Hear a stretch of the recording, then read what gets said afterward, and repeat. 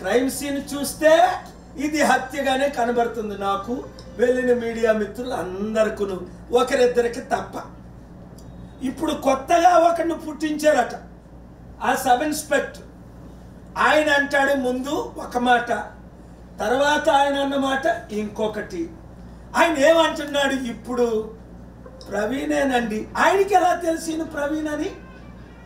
ఆ ఫోటోలు ఈయన మాట్లాడు ఎవరు తీశారు?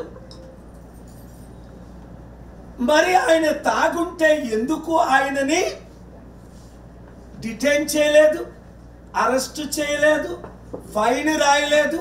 బాగానే కూర్చున్నారు అంటున్నారు 3 గంటలు. మీరు మంచినీళ్ళు ఇచ్చారని ఒకరు, ఇంకో మీడియాలో భోజనమే పెట్టారని ఇంకొకరు. ఏంటి ఈ కన్ఫ్యూజన్? 40 సంవత్సరాల్లో నా జీవితంలో 155 దేశాల్లో అనేక హత్యలు చూశాను, అనేక యాక్సిడెంట్లు చూశాను.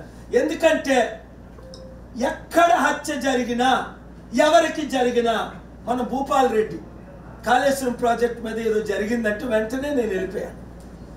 అమ్మాయి 6 సంవత్సరాల అమ్మాయిని సంగారెడ్డిలో రేప్ చేశారు, 2 ముస్లిమ్స్ అంటే వెళ్ళిపోయాను.